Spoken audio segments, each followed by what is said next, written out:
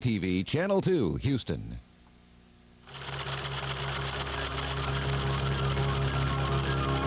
This is NBC Nightly News, reported by Connie Chung. Good evening. The Soviet Union began 4 days of mourning today. The body of President Yuri Andropov is lying in state for the Soviet people to view. All of the Kremlin's men were there as well, ready to step in the line of succession. Rick Davis reports from Moscow. The sound of boots on stone came early around the Kremlin this morning. Soldiers were shouted into place. They would take positions over a vast area of Moscow.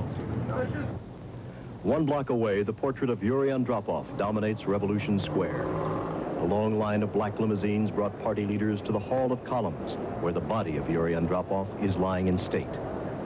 The people of Moscow waited their turn, standing in the bitter cold. The music was solemn as members of the Politburo and other high officials stood in silent tribute. One of the 12 will lead this nation. 4 are among the most often mentioned. In uniform, 75-year-old Dmitry Ustinov, the defense minister, believed to be in charge in the last days of Andropov's life. 61-year-old Grigory Romanov, the industrial specialist. 72-year-old Konstantin Chernenko, once in a bitter power struggle with Andropov after the death of Leonid Brezhnev. And the youngest, 52-year-old Mikhail Gorbachev, the man who has traveled most in the Western world among the 4. The Politburo members led the procession past the weeping son of Andropov, stopping to kiss the wife and daughter. Andropov was such a man of mystery that until today, few people knew if his wife was alive or dead. It is believed by many that the man who will now lead this nation has already been chosen, and the announcement will come before Andropov's funeral on Tuesday. Then it was the turn of the many who do not lead and had waited long for their slow walk. The music was Chopin's funeral march. The people passed by a waxen figure, the body of Yuri Andropov.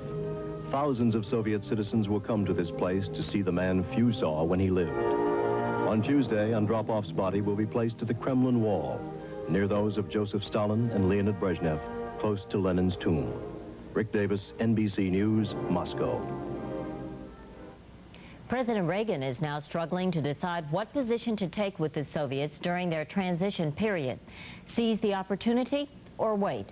White House correspondent Emery King is traveling with the president and has this report.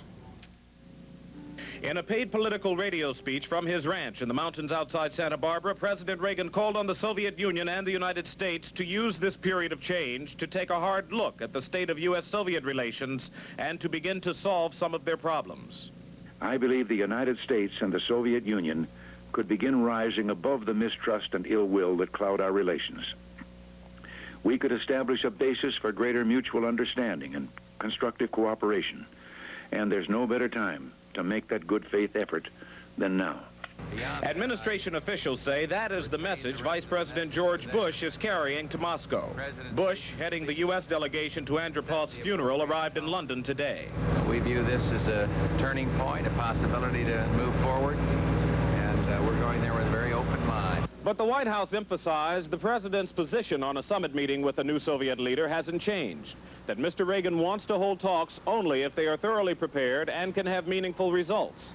One White House official said the chances of that happening are improved now, or at least they couldn't be worse than they were with an incapacitated Andropov.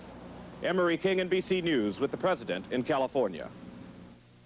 Coming up, Robert Bazell at the Cape, where Challenger made an historic touchdown. Ken Bodie in Des Moines, where the Democratic presidential hopefuls squared off, hoping to pick up points.